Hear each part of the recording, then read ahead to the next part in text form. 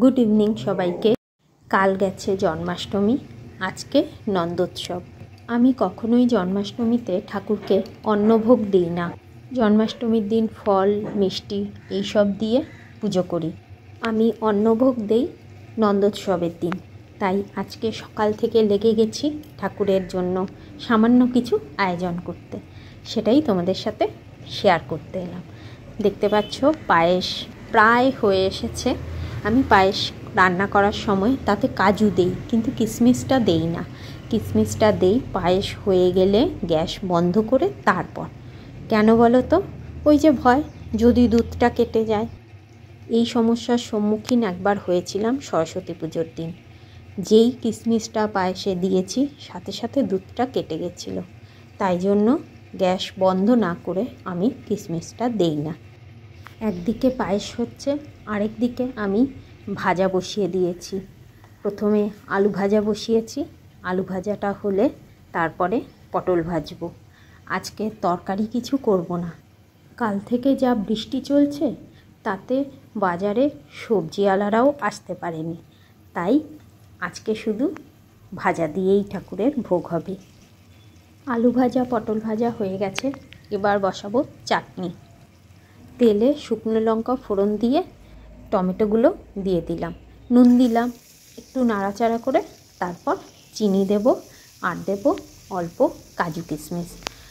আজকে আমসত্ত্ব খেজুর এগুলো দিচ্ছি না, কারণ আজকে রান্নাটা খুব তাড়াতাড়ি শেষ করে ফেলতে হবে। রান্না করে ঠাকুরকে ভোগ নিবেদন করে তারপর খেয়ে যে আবার ডিউটি বেরোবে, ছেলে যাবে পড়তে। তাই খুব তাড়াহুড়োর মধ্যে যেটুকু পারলাম অল্প করে ঠাকুরের জন্য একটু ভোগ রান্না করে নিলাম।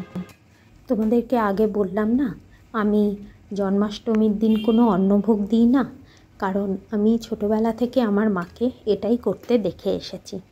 জন্মাষ্টমীর দিন ফল মিষ্টি দিয়ে পুজো করত, তাই আমিও সেইভাবেই করি। আমার চাটনি পায়েস ভাজা হয়ে গেছে, এবার আমি ডাল ভাজতে বসিয়ে দিয়েছি। আজ করব খিচুড়ি। আমি কোনোবার খিচুড়ি করি না। নন্দোৎসবের দিন বরাবরই আমি পোলাও করি, কিন্তু কেন জানি না এবার হঠাৎ মনে হলো খিচুড়ি করব। মনে হয় গোপু সোনার এবার খিচুড়ি খেতেই ইচ্ছা হয়েছে। একদিকে খিচুড়ির জন্যে মশলা কষিয়ে চালটা ভেজে নিচ্ছি মশলার সাথে, আর অন্যদিকে আমি ভাজা মুগ ডালটা ধুয়ে জল দিয়ে সেদ্ধ বসিয়ে দিয়েছিলাম।